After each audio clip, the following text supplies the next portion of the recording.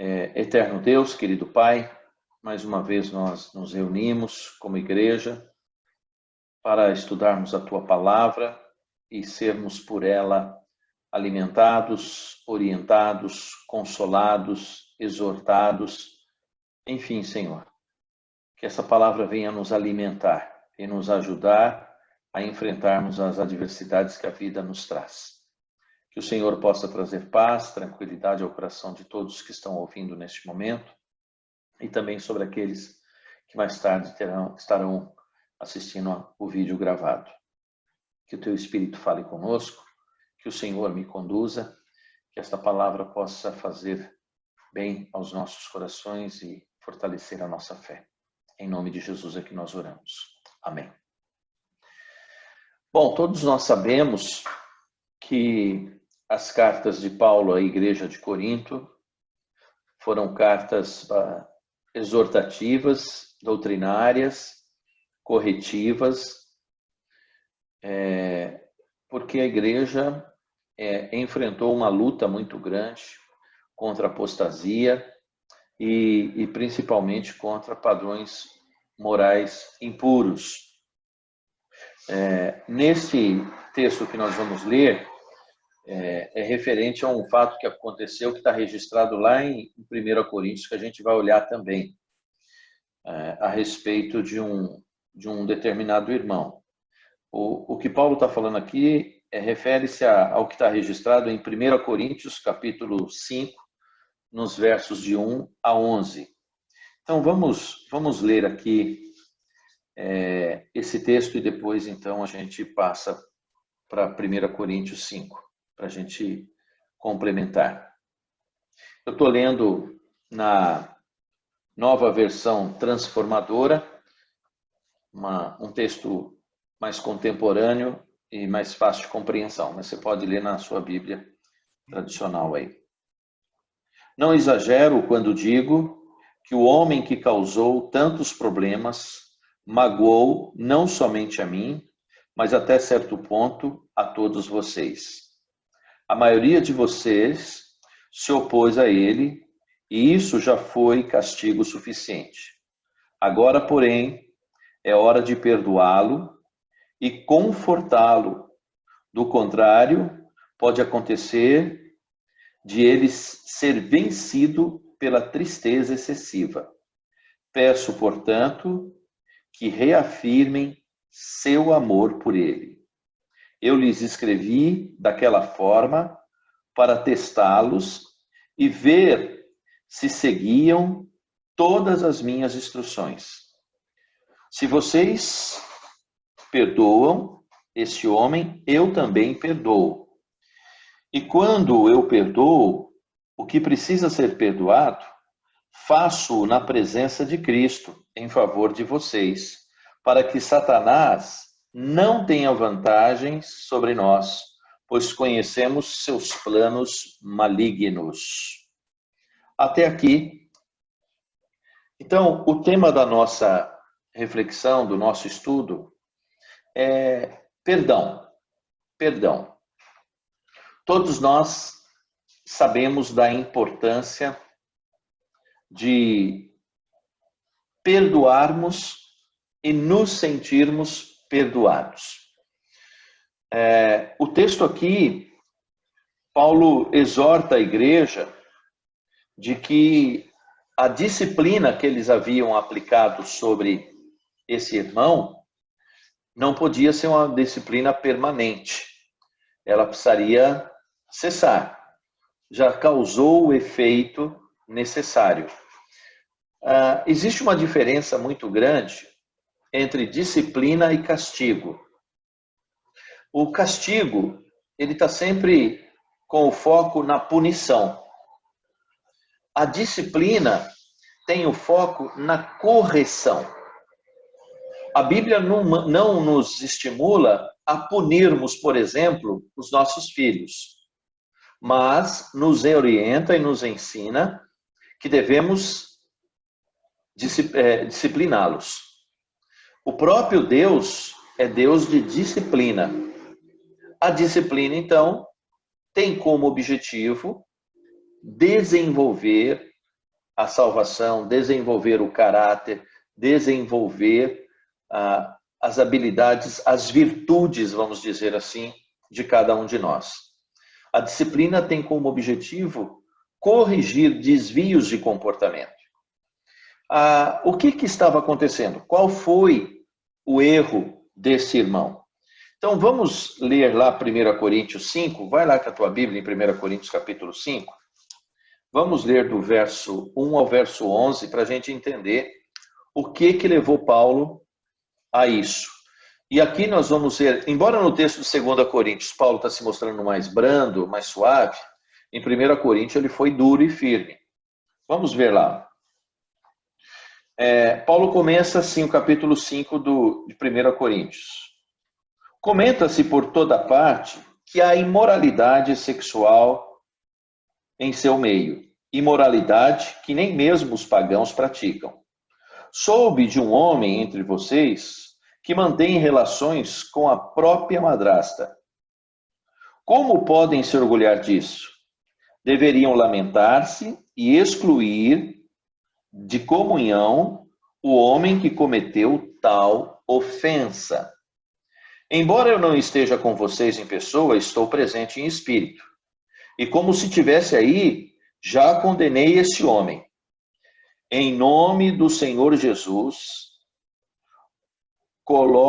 convoquem uma reunião, estarei com vocês em meu espírito, e o poder do nosso Senhor Jesus também estará presente. Entregue esse homem a Satanás, para que o corpo seja punido e o espírito seja salvo no dia do Senhor. Não é nada bom se orgulharem disso. Não percebem que este pecado é como um pouco de fermento que leveda toda a massa? Livrem-se do fermento velho, para que sejam massa nova, sem fermento, o que de fato são. Cristo, nosso Cordeiro Pascal, foi sacrificado. Por isso, celebremos a festa não com o velho pão, fermentado com maldade e perversidade, mas com o novo pão da sinceridade e da verdade, sem nenhum fermento. Quando lhes escrevi, antes, disse que não deveriam se associar com pessoas que se entregam à imoralidade sexual. Com isso, porém, não me referia a descrentes que vivem em imoralidade sexual, ou são avarentos, ou exploram os outros, ou adoram ídolos. Vocês teriam que sair do mundo para evitar pessoas desse tipo. O que eu queria dizer era que vocês não devem se associar a alguém que firma ser irmão, mas vive em imoralidade sexual, ou é avarento, ou idólatra, ou adora ídolos, ou insulta as pessoas, ou é bêbado, ou explora os outros. Nem mesmo comam com gente assim. Não cabe a mim julgar os de fora, mas certamente cabe a vocês julgar os que estão dentro. Deus julgará os de fora. Portanto, eliminem o mal no meio de vocês. Pesado esse texto, não é verdade? É um texto bastante exortativo. Então, veja bem, nós temos aqui algumas orientações claras sobre o uso da disciplina. Há um conceito muito interessante de um trabalho com dependentes químicos chamado amor exigente. A filosofia do amor exigente é esta: eu amo você, mas não aprovo o seu comportamento. Todos nós, irmãos, somos sujeitos a cometermos pecados, a errarmos. Quem não tem pecado, que atire a primeira pedra.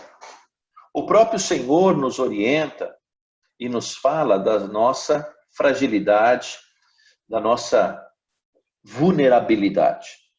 Domingo passado, no culto, nós falamos um pouquinho sobre o amor, o que Deus espera de nós. que nós o amemos de todo o nosso coração, de toda a nossa alma, de todo o nosso entendimento, de todas as nossas forças. Deus sabe que nós não somos capazes de termos uma vida impecável, infalível. Mas Deus espera de nós que nós tenhamos um compromisso com uma vida impecável, com uma vida infalível, com uma vida correta. Vocês entendem a diferença disso? Né? Embora eu não consiga ser perfeito, eu devo procurar, eu devo me esforçar para errar o menos possível. Isso chama-se santificação, né? Isso chama-se compromisso com Deus. E a gente não deve fazer isso porque eventualmente a gente possa ser punido por alguém. O pastor vai ficar sabendo. O irmão vai ver. Minha mulher vai ficar sabendo. Meu marido vai ficar sabendo. Meu chefe vai ficar sabendo. A gente não deve estar preocupado apenas em decepcionar aqueles que pertencem à nossa rede de relacionamentos, mas principalmente em não decepcionarmos aquele que nos ama de uma forma inexplicável, como diz Paulo. O amor de Cristo nos constrange. Nossa preocupação é vivermos em santidade. E o que Paulo está fazendo aqui é dando diretrizes e orientação para a igreja de Corinto sobre o que de fato eles deveriam prestar atenção. O contexto aqui é que eles estavam discutindo, como nós já sabemos, as questões de estilo de pregação, de ensino, que eram ensinados ali, como Paulo pregava, como Apolo pregava, como Pedro pregava, e aquele grupo tinha atitudes de, eu gosto mais do jeito de Pedro, eu gosto mais do jeito de Paulo, eu gosto mais do jeito de Apolo. E o que Deus está falando aqui, o que Paulo está falando aqui, fala assim, olha, pouco importa quem prega, quem deixa de pregar, eu não sou nada, Apolo não é nada, Pedro não é nada, nós somos apenas servos do Senhor. E o que é realmente importante, vocês não estão prestando atenção. O que realmente deveria chamar a atenção de vocês estão deixando passar. E há imoralidade no meio de vocês. E um comportamento imoral que nem mesmo entre os não cristãos é aprovado, muito menos dentro da igreja. Então, fazer parte da igreja é mais do que ser membro de uma determinada denominação. Como nós, né, que somos membros da Igreja Presbiteriana Independente. É muito mais do que isso. Nós fazemos parte da igreja invisível. Antes de sermos membros de uma igreja local, de uma denominação, XPTO, nós fazemos parte da eclesia, do grupo de pessoas que foram alcançadas e resgatadas pelo amor. Eu e você, estou olhando para o rostinho de vocês aqui, todos nós devemos louvar a Deus por conhecermos o amor dele por nós, por termos sido salvos, fazermos parte da sua família. Como eu falei domingo no culto, no final do culto, o texto de 1 João 2, né? Vede com que grande amor Deus nos amou, a ponto de nos chamar filhos seus, o que de fato somos de João. Então, nós pertencemos à igreja de Jesus, ao reino de Deus. E Paulo fala que, uma vez fazendo parte desse reino, nós devemos zelar pela santidade, não só nossa, mas do nosso irmão também.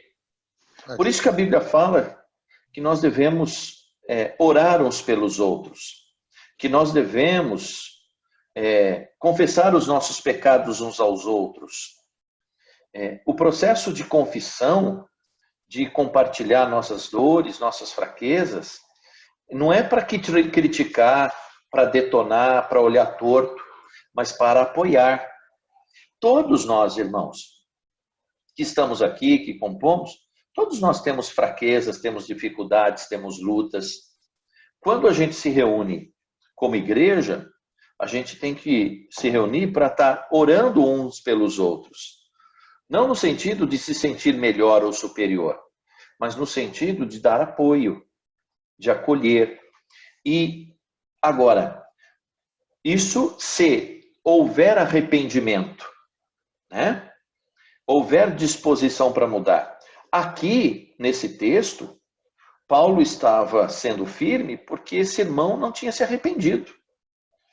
Então, Paulo está falando, olha, esse texto é forte. Ele fala assim, olha, se ele não mudar o comportamento dele, entreguem ele para Satanás. É forte esse texto, né?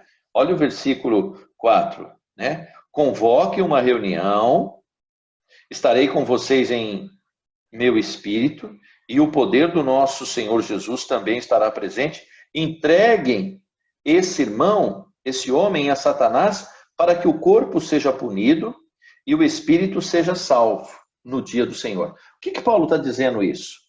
Às vezes a gente tem que ser constrangido. É vergonhoso, né, ser pego no erro, ser exposto. Ninguém gosta. Mas às vezes é preciso que isso aconteça. É que nem bater num filho ou corrigir. Às vezes, se aplicar aquela disciplina, é dolorido para a gente. Dói na alma, dói no corpo, mas salva a alma, salva o caráter do nosso filho. Então, a disciplina, ela visa a correção. Agora, por quanto tempo uma disciplina deve durar? Olha, a disciplina visa o arrependimento. Se a pessoa se arrepender, então ela deve ser restaurada. E aqui tem um problema sério entre nós. Nós somos terríveis, né? Eu vou falar a partir de mim. Por exemplo, quando a gente constrói um relacionamento com alguém e passa a admirar esse alguém, qualquer falha desse alguém deixa a gente com o pé atrás em relação a essa pessoa, sim ou não? Concordam comigo? Fala, eita, né? Olha, me decepcionei com fulano, me decepcionei com cicrano. A gente fica na retaguarda e na defensiva. Por quê? Porque aquela pessoa teve um comportamento que aos nossos olhos não condiz. Como você pode fazer isso sendo crente? Como você pode agir assim sendo pastor? Como você pode fazer isso sendo casado? Como você pode ter... Enfim, o comportamento inadequado do outro, invariavelmente, irmãos, causa decepção em nós. Em mim causa, não sei em vocês, eu acho também. E aí, infelizmente, o ser humano tem uma tendência de, eu vou me afastar, não quero saber dessa pessoa. Mesmo que essa pessoa se arrependa, às vezes nós temos dificuldades de perdoá-la. Não é verdade? Às vezes a gente fala que perdoa, mas perdoa mais ou menos. Perdoa, mas... né? E é isso que o apóstolo Paulo está aqui em 2 Coríntios, tentando orientar a igreja. Aquele irmão sofreu. A gente sabe, e talvez até alguns de vocês já podem ter passado por isso ou não, mas de irmãos que cometeram algum erro, pecaram, traíram, roubaram, sei lá, fizeram alguma coisa que não condizia com a vida cristã, ficaram tão envergonhados que saíram da igreja. Muitos estão longe da igreja até hoje. Quando nós conhecemos a Deus e nos afastamos da comunhão do corpo, nós sofremos. Esses irmãos sofrem. Por isso que o apóstolo Paulo aqui está falando algo que isso é tão importante para nós, irmãos, e agora mais especificamente nós aqui da IPI da Vila Yara. Não importa o tamanho do erro do nosso irmão. Não importa o quanto ele possa ter nos decepcionado. Não importa o tamanho do pecado dele. Vamos, sim, chamar de pecado o que é pecado. Não vamos passar a mão na cabeça do erro. A gente deve ser duro com o pecado, mas deve ser misericordioso com o pecador. Vocês entendem isso? Porque eu e você eu ou você podemos estar nesse lugar desse rapaz. Não, pastor, eu nunca vou fazer isso. Paulo fala, aquele que está em pé, veja bem. A palavra de Deus nos diz, antes de você ver o cisco no olho do teu irmão, toma consciência das travas do teu próprio olho. Então, irmãos, se nós nos mantemos firmes, nós devemos isso, a graça e a misericórdia do Senhor. E jamais sermos juízes e sermos insensíveis e críticos para com os nossos irmãos que eventualmente, numa linguagem popular, pisaram na bola, falharam, pecaram. A gente tem que ter uma atitude de amor. É isso que o texto vai falar. Ele vai dizer assim, ó: não exagero quando digo que o homem que causou tantos problemas magoou não somente a mim, mas até certo ponto todos vocês. É lógico que quando a gente peca, aquilo respinga na igreja.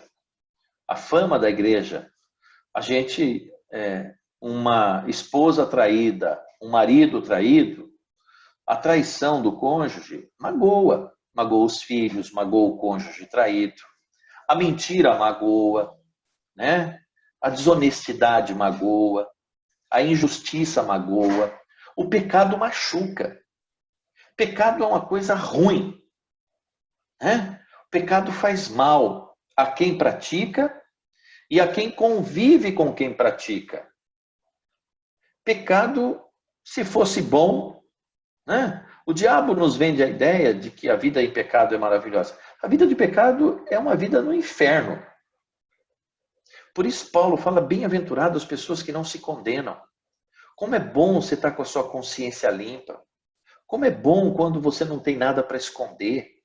Quando você não tem nenhuma ponta solta.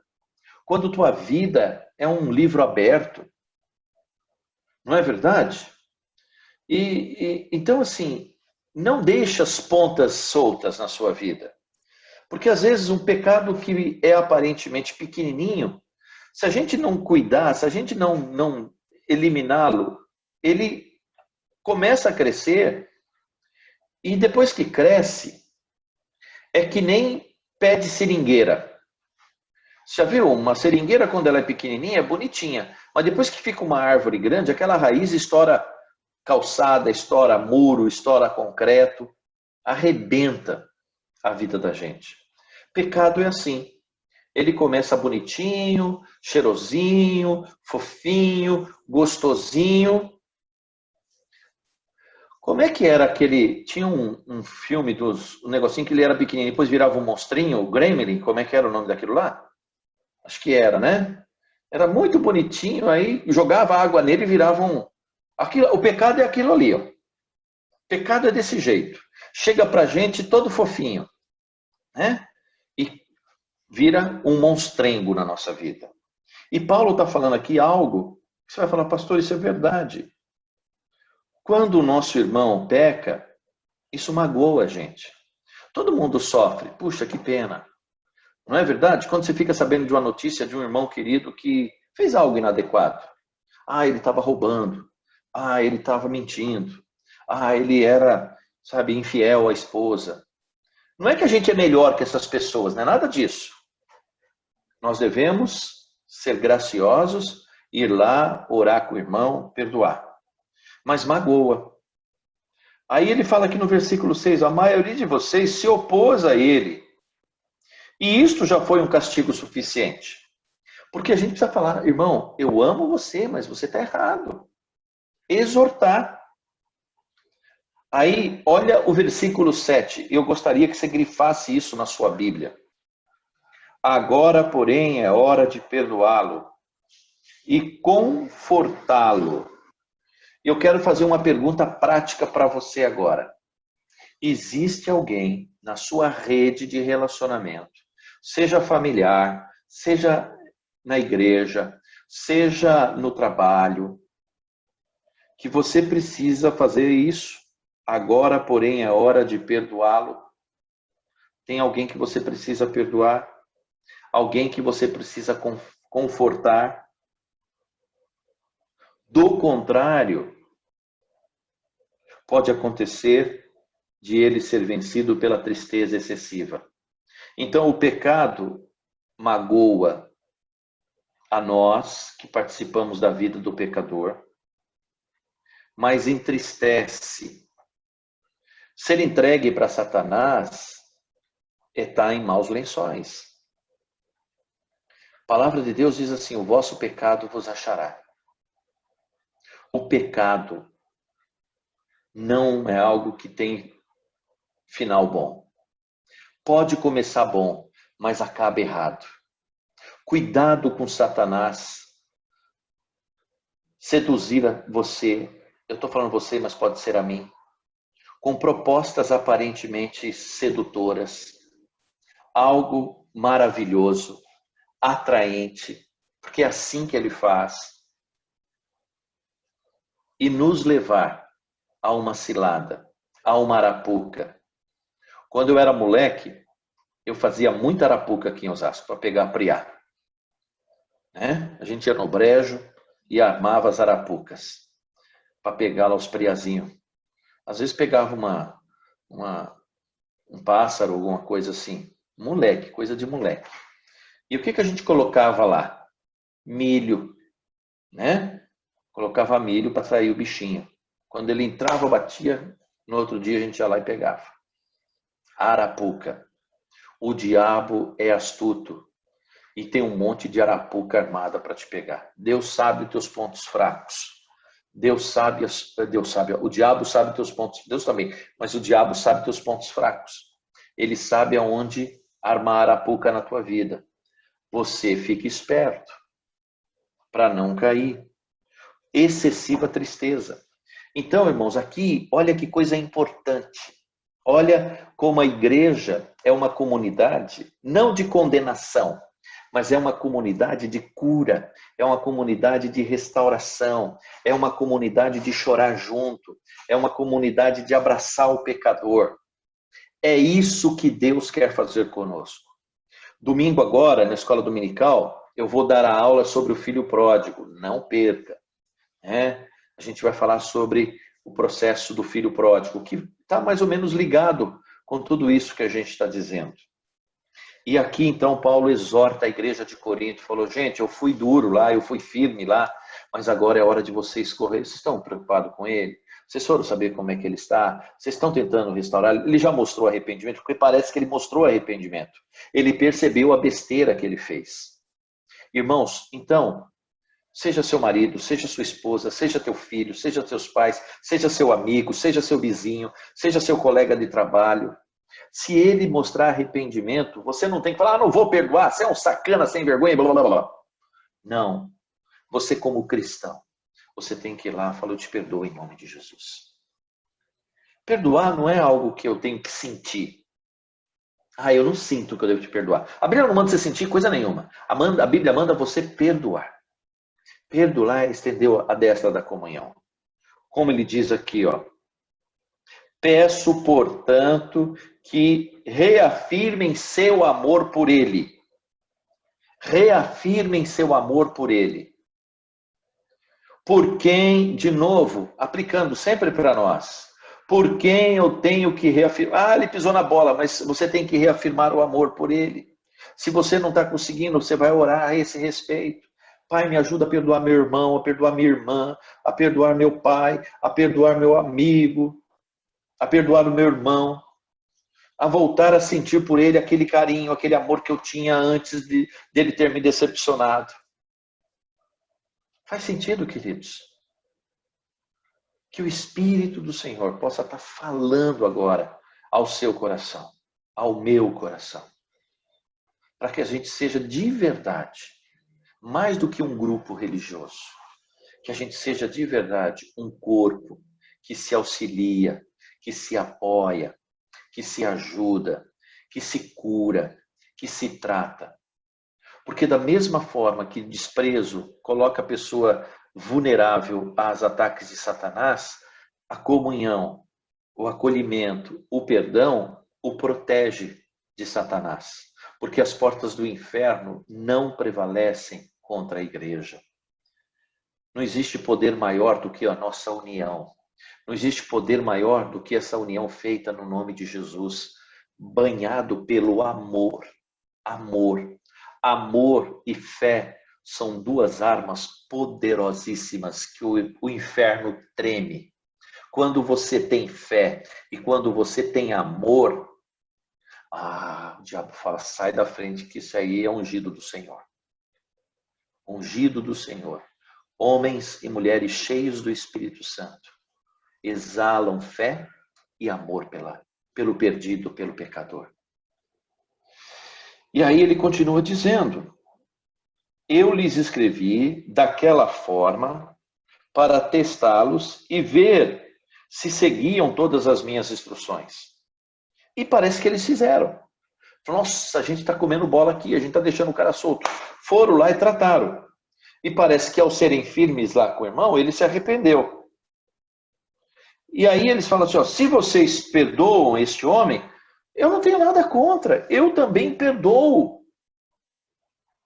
E quando eu perdoo o que precisa ser perdoado, e quando eu perdoo o que precisa ser perdoado, faço na presença de Cristo, em favor de vocês, para que Satanás não tenha vantagem sobre nós, pois conhecemos os seus planos malignos. Então, o perdão, amor, fé e perdão. O perdão anula as vantagens do diabo sobre a nossa vida. Se você carrega mágoa, se você não está perdoando alguém ao longo da sua vida, o diabo está tendo vantagem nessa situação. Tire essa vantagem de Satanás. Libere perdão. Pastor, mas o que ele me fez não tem perdão. Pode ser, mas você não tem que perdoar porque eu tenho que ter perdão. Você tem que perdoar porque Deus ordena. Você tem que ter uma atitude de perdão. Demonstrar amor. Isso que vai fazer com que a gente anule aquilo que nos separa. Que é a mágoa, que é o ressentimento, que é a decepção, que é a tristeza. Amém, queridos? Que esta palavra possa encontrar guarida no seu coração. Que você possa refletir sobre esse texto. Que você possa orar sobre esse texto. E que Deus possa te ajudar a perdoar. E se você é o transgressor, a se arrepender e pedir perdão. A igreja, a disciplina na igreja, não deve visar a punição e nem a exposição. A disciplina na igreja deve visar a restauração. Eu sou contra expor o erro das pessoas, mas como pastor eu tenho que ser firme e exortar o erro e ajudar o irmão a corrigir a falha. Se você souber do erro de um irmão, também você não tem que expô-lo. Você tem que confrontá-lo com o seu pecado. Isso é bíblico. Se o teu irmão pecar, vai conversar com ele. Se ele te ouvir, você ganhou outro irmão. Se ele não te ouvir, chama outro irmão. Em último caso, a igreja. Mas tem que haver arrependimento. Você é um ministro. Você é uma ministra. Você é um servo. Você é uma serva. Você é um filho, uma filha de Deus. E os seus irmãos em Cristo precisam da sua oração, precisa do seu amor, precisa do seu perdão, precisa da sua compreensão. E nós, dos nossos irmãos. Amém? Que Deus possa abençoar sua vida, que Deus possa nos abençoar. Tenham todos um resto de semana na presença do Senhor. E domingo de manhã, 9 horas, nós vamos nos reunir novamente para estudar a palavra. Vamos orar nesse sentido? O pastor Paulo, o senhor consegue orar e gravar e todo mundo ouvir aí? Consigo sim. Então, ora para a gente em cima da mensagem e nos dê a bênção, encerrando o nosso culto. Senhor Deus, nós nos colocamos diante da Tua presença mais uma vez e pedimos, ó Pai, a Tua misericórdia sobre nós. Amém. Pedimos, ó Deus, que nessa noite em que nós ouvimos a Tua palavra, palavras duras, palavras difíceis, muito mais difíceis ainda de aplicar em nossas vidas. Pedimos, ó Deus, que pela Tua misericórdia, que o Teu Espírito Santo possa repousar sobre as nossas vidas e nos capacitar, nos encorajar a viver o desafio que a Tua palavra nos trouxe. Sabemos, ó Pai, que as dificuldades são muitas quando nos colocamos em uma posição, ó Senhor, uma posição de pecador. Temos dificuldades em reconhecer nossos erros, temos dificuldades, ó Pai, em aceitar que estamos caminhando rumo à morte, ó Senhor. E neste momento nós pedimos que o Teu Espírito Santo nos ajude, ó Pai, a enxergar. Amém. Pedimos também sabedoria, ó Pai, para quando estamos na outra situação em que encontramos algum irmão, alguma irmã que passou por dificuldades e que também, Senhor, entrou na cilada do inimigo. Que nós tenhamos amor, compaixão, que nós tenhamos, ó Pai, a sabedoria vinda da Sua parte, para que nós possamos estender as mãos e para que nós possamos perdoar, ó Senhor, os nossos irmãos.